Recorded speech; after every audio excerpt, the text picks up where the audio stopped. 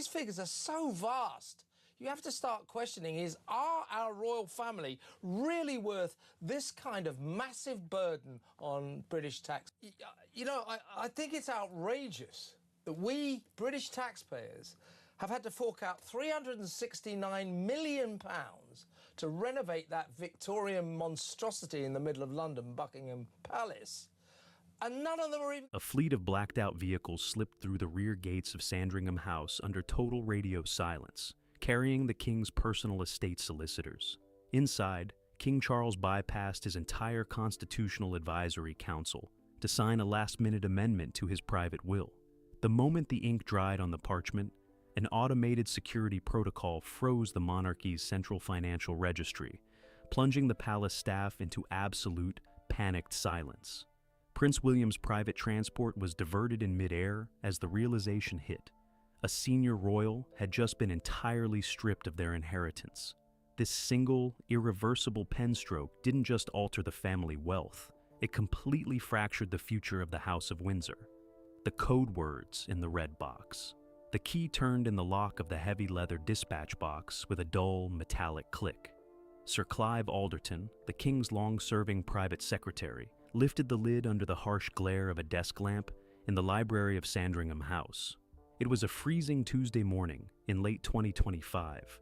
Inside the box, resting on top of the usual daily state papers, lay a single sheet of heavy vellum, watermarked with the sovereign's private cipher. The sheet contained 5 lines of text, written in a highly specific, archaic code used by the royal family's private estate lawyers since the Victorian era. The words looked like a routine property description for an estate cottage in Aberdeenshire. In reality, the phrasing was a pre-arranged legal trigger. It directed the keeper of the privy purse to immediately freeze the distribution logs of the sovereign's personal investment portfolio. The facts of royal will-making are tightly controlled by British law. Under an agreement dating back to 1993, the private wills of deceased British monarchs are automatically sealed from public view for a mandatory minimum of 90 years. This legal firewall ensures that the true extent of the Crown's personal wealth remains completely hidden from Parliament and the tax authorities. But the document Charles was interacting with was not a standard will. It was an active codicil designed to alter the distribution of non-Crown assets before his death. The tension within the building escalated when the automated security systems in the communications room suddenly shut down. The terminal screens on the ground floor went entirely blank, showing only a flashing red status icon. The IT technicians on duty tried to reboot the local server, but the system refused to accept their administrator codes. The entire estate was under a unilateral digital lockout. The private secretary demanded an immediate explanation from the security chief. The sudden communications blackout had bypassed the standard palace rotation protocols, leaving the staff completely cut off from the main administrative hub at Buckingham Palace in London. The staff feared a hostile cyber attack on the estate's infrastructure. The mystery of the sudden digital freeze was resolved within 10 minutes. A physical audit of the server room revealed that a hardware override switch had been manually thrown from inside the King's private dressing room. Charles had used a physical master key, a redundant security tool created during the Cold War era, to cut the estate's external network line. He did not want his digital traffic monitored by the Central Palace network while the new legal text was being drafted. But the network immediately exposed a far more significant problem for the household management. The King's personal physician, Dr. Michael Dixon, walked out of the private quarters holding a sealed leather pouch. He did not speak to the waiting advisors in the corridor. He handed the pouch directly to a courier who was waiting on a running motorcycle in the courtyard. The destination of that courier remained an absolute secret from the rest of the family. The logistics logs showed no flight plans or travel manifests had been filed with the local constabulary. The institution was operating completely in the dark, with the reigning monarch utilizing emergency personal protocols to moving legal documents across the country without the knowledge of his heir. William's office at Kensington Palace flags any unusual activity within the sovereign's private accounts through a shared financial tracking system. By 11 in the morning, the prince's chief financial officer noticed the sudden lack of data flowing from the Sandringham registry. The digital bridge that allowed both offices to coordinate on estate management had been entirely severed from the northern end. The prince immediately attempted to place a direct call to his father's personal mobile line.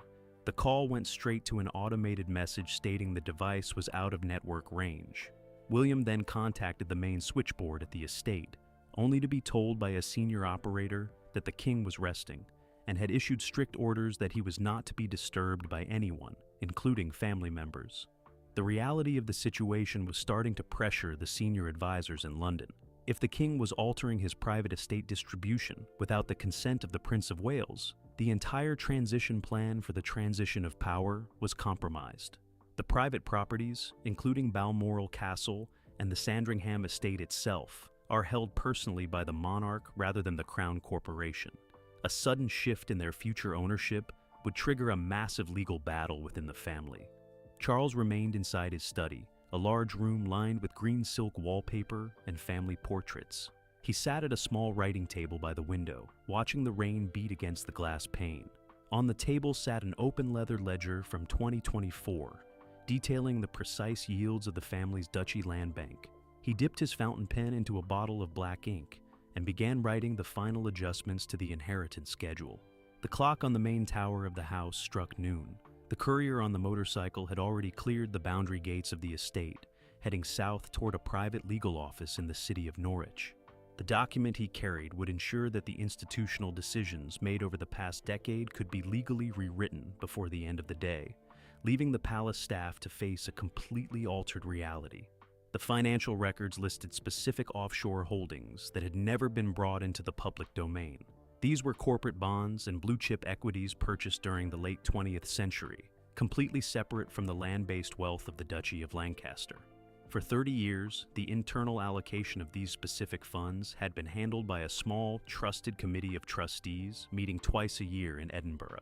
William's legal team in London immediately convened an emergency session in the basement offices of the High Court of Justice. They pulled the historical charters governing the separation of private royal funds from state assets.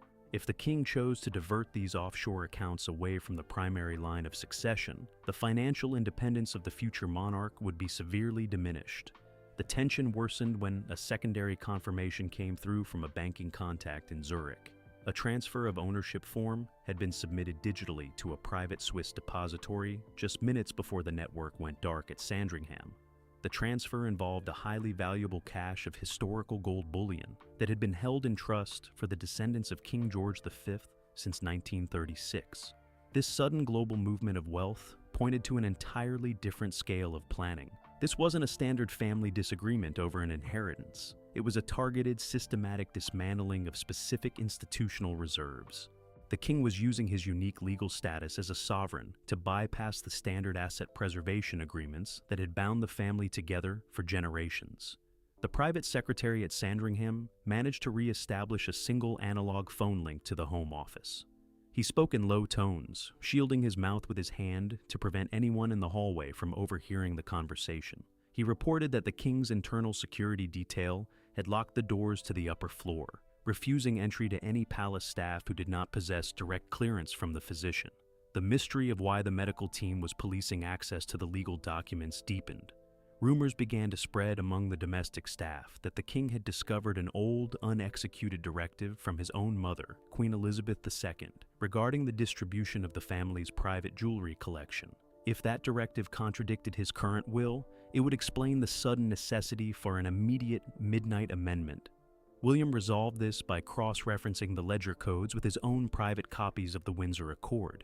He discovered that his grandmother had indeed left a specific codicil in 2021 that allowed the reigning monarch to unilaterally reallocate certain non-state assets in the event of an exceptional family crisis. Charles wasn't breaking the rules. He was using an emergency escape clause his mother had created for him, but the resolution of the legal mechanism only amplified the danger of the situation. By activating this specific clause, the king was formally declaring an internal institutional emergency. The move gave him absolute legal authority to rewrite the future of the private wealth without Parliament, without the cabinet, and completely without his heir's approval. The motorcycle courier arrived at the Norwich legal office at exactly 1 in the afternoon. He handed the leather pouch to a senior partner who had been waiting by the door with a mobile notary stamp. The The signatures were verified against the master registry within 4 minutes, making the amendment a permanent, legally binding reality that could no longer be altered by any court in the land. Back at the estate, the rain finally stopped, leaving the brick paths wet and glistening under the gray Norfolk sky.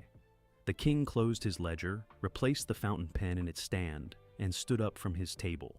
The silence inside the building remained absolute, a heavy stillness that signaled a permanent fracture in the financial foundation of the House of Windsor. The exiled prince's final cut. The courier package containing the duplicate copy of the Norwich Amendment landed on a sleek granite kitchen island in Montecito, California. A personal assistant in a gray uniform carefully sliced through the thick security tape using a silver letter opener. It was early morning on the West Coast, just hours after the network lockout occurred across the Atlantic. The paperwork inside was stamped with a unique alphanumeric registry code from the Norfolk County Court. The top sheet layout lacked the standard decorative heraldry of the royal household, appearing instead as a cold corporate asset reallocation order. The document directly targeted the inheritance structure of Prince Harry, completely dismantling the remaining financial provisions set aside for his lineage in the United Kingdom. The baseline facts of the Duke of Sussex's financial arrangements were rooted in a series of trusts established by his great-grandmother in 1994. Those funds were legally structured to distribute millions of pounds in dividends once the prince reached specific age milestones. Publicly, the palace had maintained that these private family trusts were legally separate from the crown's operational funds, and therefore immune to sudden institutional penalties or political adjustments. The tension escalated when the assistant flipped to page 14 of the amendment. The text explicitly altered the residency requirements for all future trust payouts.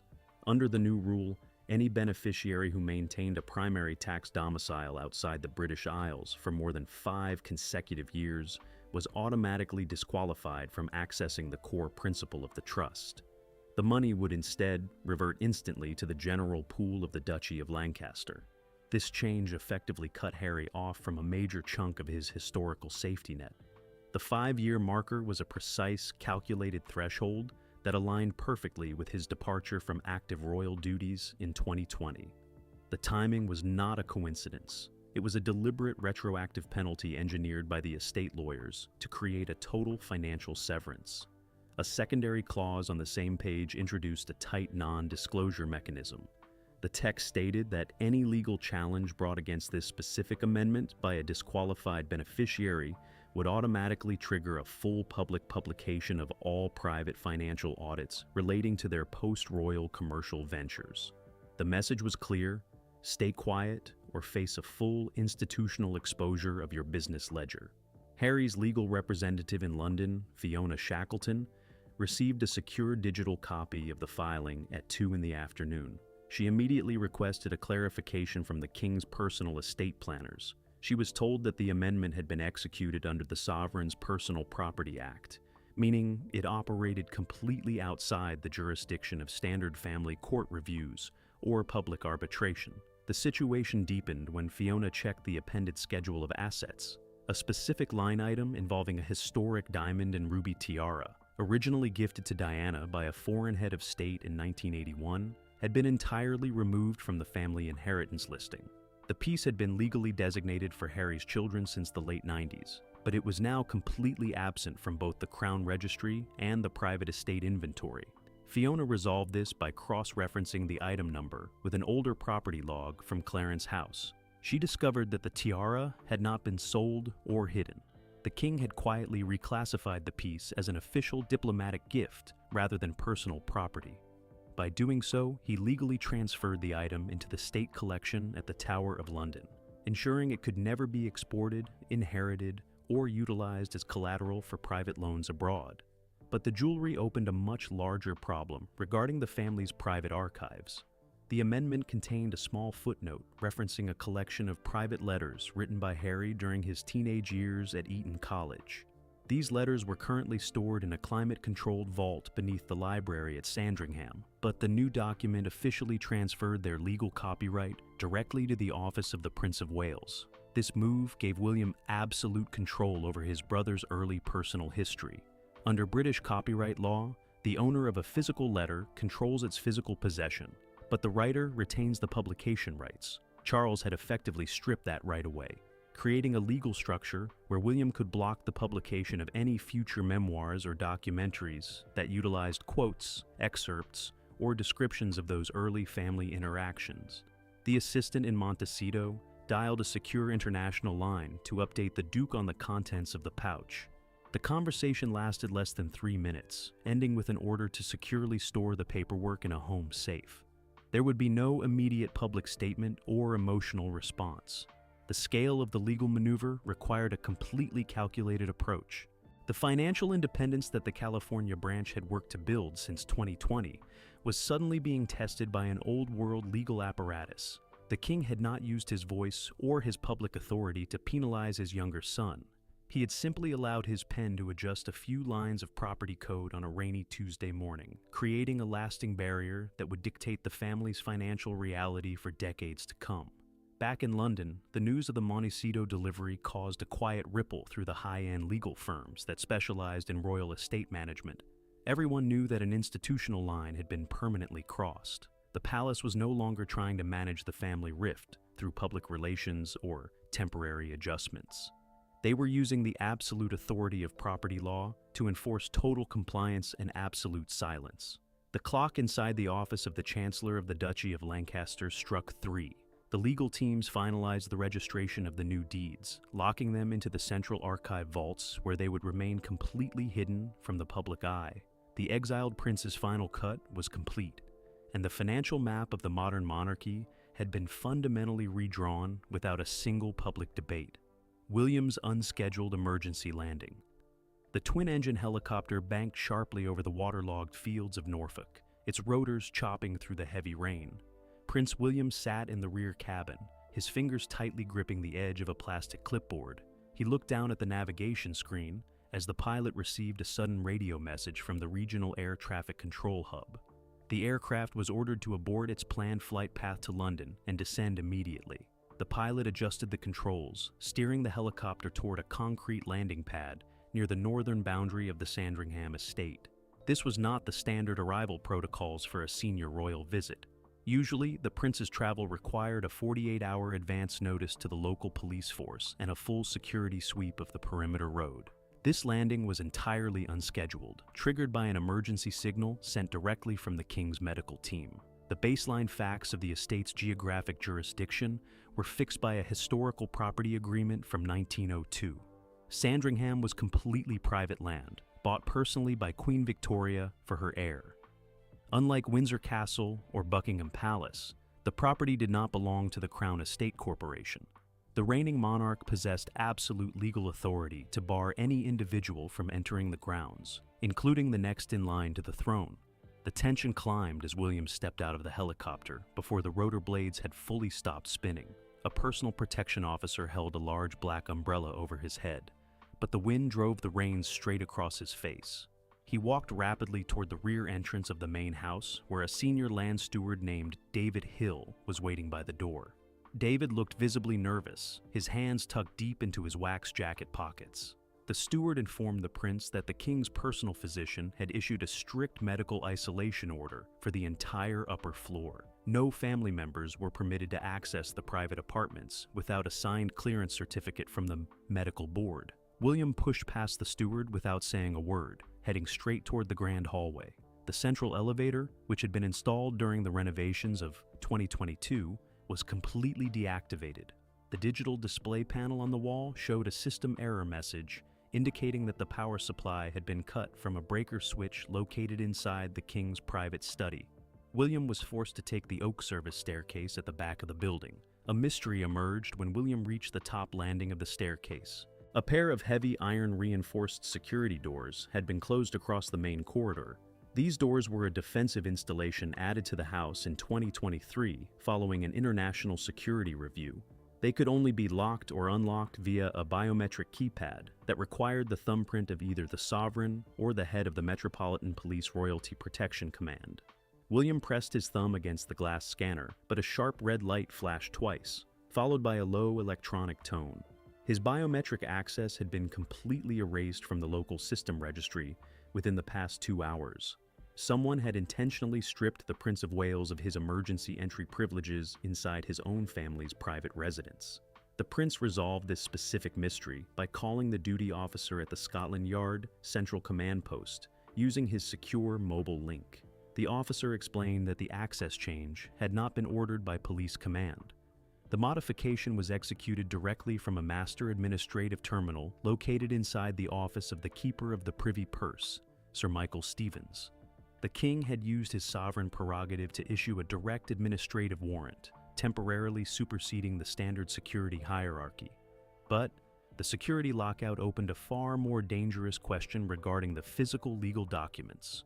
If the king had gone to these lengths to isolate himself, the changes to the will were already complete and active. William looked through the narrow glass viewing slit in the security doors. He saw Sir Clive Alderton walking down the inner corridor, carrying a locked leather dispatch case with a blue customs tag attached to the handle. The blue tag signified an international diplomatic transit item.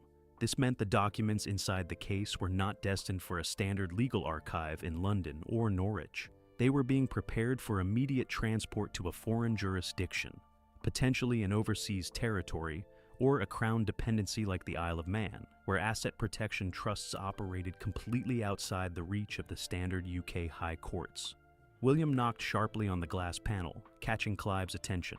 The private secretary stopped, looked at the prince through the glass, and shook his head slowly. He did not open the door. He held up a single piece of paper, showing a signed executive order bearing the king's personal signature and the date of the very morning. The text explicitly commanded all staff to maintain total operational silence until the document left the estate boundaries. The prince realized that any further physical confrontation would create a massive institutional scandal among the household staff. He stepped back from the security door and walked down the stairs to the ground floor library. He needed to coordinate a legal response with his own team of solicitors in London before the dispatch case reached the airfield. He sat at a large mahogany table, opening his laptop to access the secure registry of the Duchy of Cornwall. He pulled up the historical charters that govern the separation of private royal properties. If his father chose to move personal assets into an overseas trust, William's future financial independence as king would be tied to conditions set by a dead monarch's executors. The rain outside began to clear, leaving a heavy fog rolling across the Norfolk parkland. A black sedan with tinted windows pulled up to the side entrance of the house, its engine idling quietly in the damp air.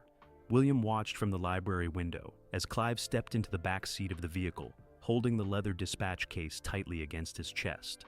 The car drove off toward the main highway, heading directly toward a private military airfield near the coast. The timeline for an internal family negotiation had completely run out. The king's last-minute amendment was no longer an internal palace dispute. It was a legally active, physically secured reality that was moving beyond the geographic borders of the United Kingdom, leaving the future heir to face a completely silent institution. The three witnesses. The clock on the library mantelpiece struck 4 as 3 individuals walked into the ground floor conference room of Sandringham House. They did not sit down at the large oval table. Each person carried a small, leather-bound notebook and a black fountain pen. The room smelled of beeswax and damp wool from their coats. Outside the high windows, the fog had completely blanked out the view of the formal gardens. The identity of these 3 individuals was determined by a strict constitutional protocol established during the reign of King George V. Under British law, a sovereign's private will amendments cannot be witnessed by family members, palace employees, or anyone who stands to benefit from the estate. The individuals chosen were Dame Sarah Asplin, a senior judge from the High Court, Sir John Baker, the Chancellor of the Diocese of Norwich, and Professor David Starkey, an expert in constitutional history. The factual framework for this specific meeting was rooted in the Wills Act 1837. The statute requires that all witnesses must be physically present in the same room at the same time to see the testator sign the document.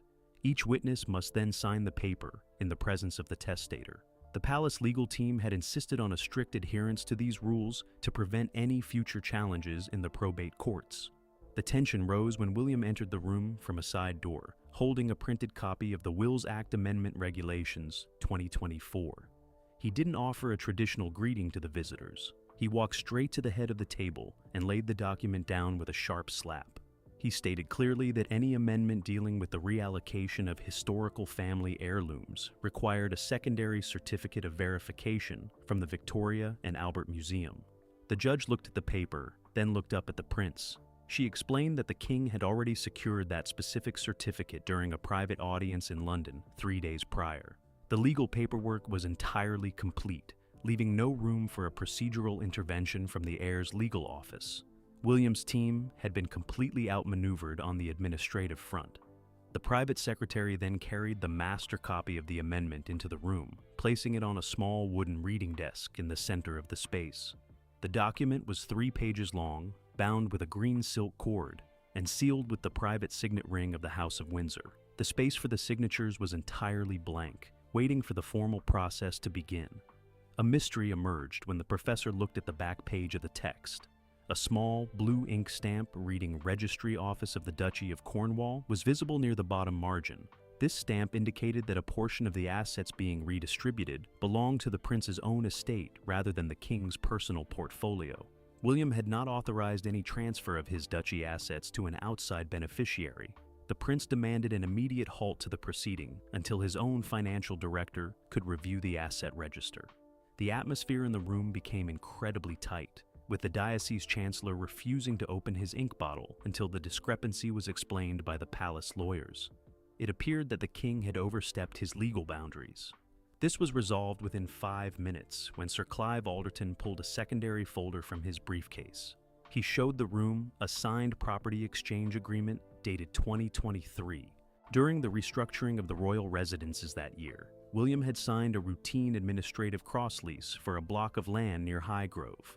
He had not realized that a hidden subclause in that lease gave the reigning monarch the reciprocal right to reallocate an equivalent value of non-land assets in the event of a family restructuring.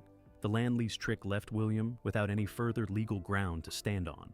His father had used a standard piece of estate paperwork to secure a permanent, unbreakable lever over the family's private wealth. The prince stepped back from the reading desk, his face tight. As the private secretary went upstairs to bring the king down to the conference room, Charles walked into the room at exactly 20 minutes past 4, leaning heavily on a silver-topped walking cane. He did not look at his son. He walked straight to the reading desk, took his glasses from his pocket, and sat down in the wooden chair. He picked up his fountain pen, dipped it once into the inkwell, and signed his name at the bottom of the 3rd page. The 3 witnesses then stepped forward in a silent line. Dame Sarah signed first, followed by Sir John, and finally the professor. Each signature was accompanied by a small, physical wax impression from the Sandringham State Seal. The entire process took less than 3 minutes, conducted in absolute silence without a single word spoken between the father and the son. The moment the final witness finished signing, the private secretary picked up the document and placed it back inside the leather dispatch case. He locked the brass clasps with a small key attached to his watch chain. The paper was now a permanent, legally active reality that could no longer be touched by any family court, parliamentary committee, or future monarchical decree. Charles stood up from the desk, adjusted his coat, and walked back toward the elevator doors, which had been turned back on by the security team. He left the room without making a statement, leaving his witnesses to pack up their notebooks and prepare for their departure back to the Norwich railway station.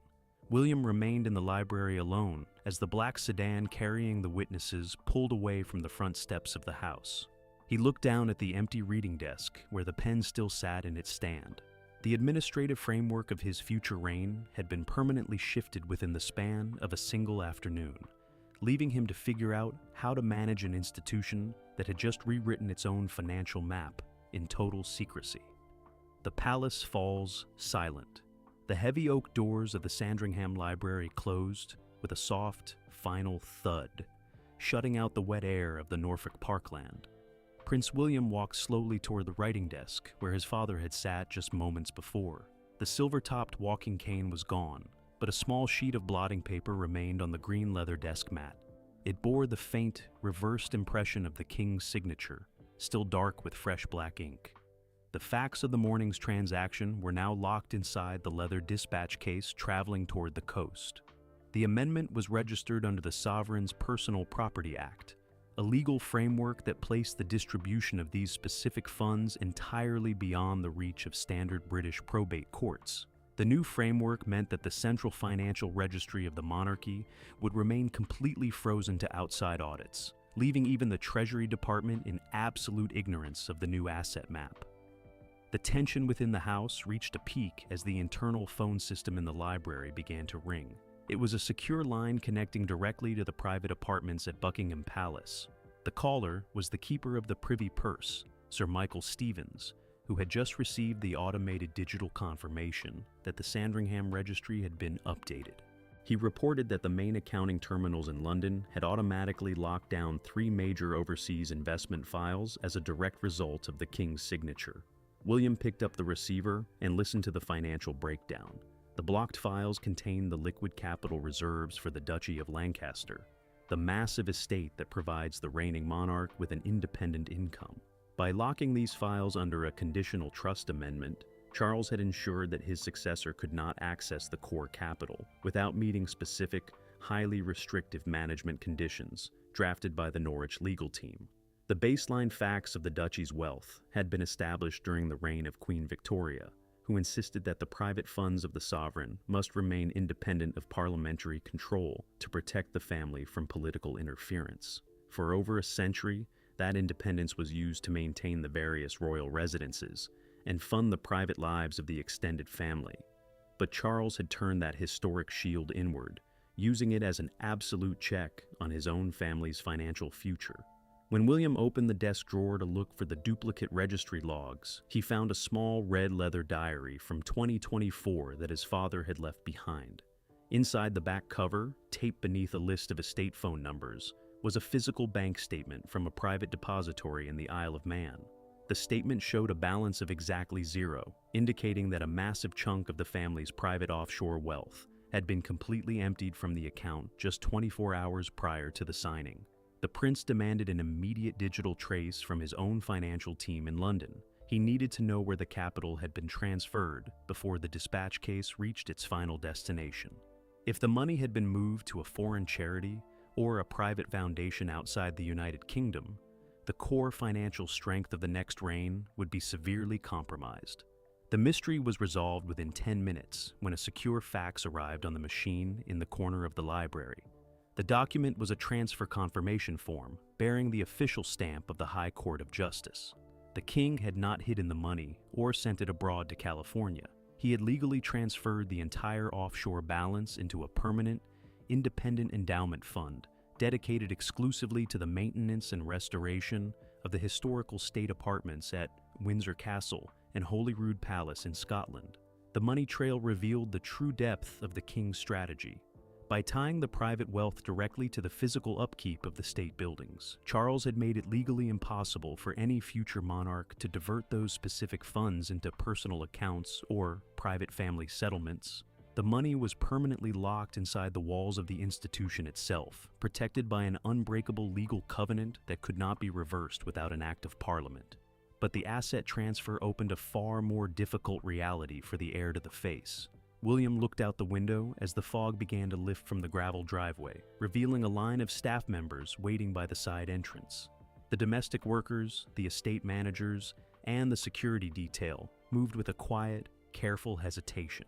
The realization had spread through the lower levels of the house that the traditional lines of authority had been fundamentally altered in the span of an afternoon. The palace had fallen completely silent because the old rules of compromise no longer applied. The relationship between the sovereign and the heir was no longer governed by unspoken family agreements or shared institutional goals. It was now governed by the cold, precise language of property deeds, trust clauses, and biometric access restrictions that left absolutely no room for personal negotiation or emotional appeal. William closed his laptop and packed his papers into his briefcase, locking it with his own private code.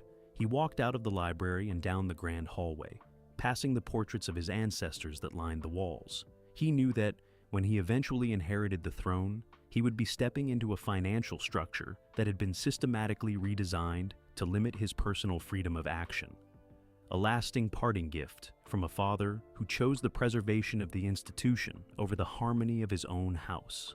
He He stepped back out onto the concrete landing pad where his helicopter was waiting, its engines idling quietly in the cold Norfolk air. As the aircraft lifted off into the gray afternoon sky, heading back toward London, the prince looked down at the sprawling red brick silhouette of Sandringham House below. The building looked completely still, an absolute monument to a historical family that had just redrawn its own internal borders in total, unbreakable secrecy. The silence settling over Sandringham House marks a permanent turning point in the financial history of the House of Windsor. By utilizing an old-world legal apparatus, King Charles has fundamentally redrawn the lines of inheritance and institutional leverage behind closed doors.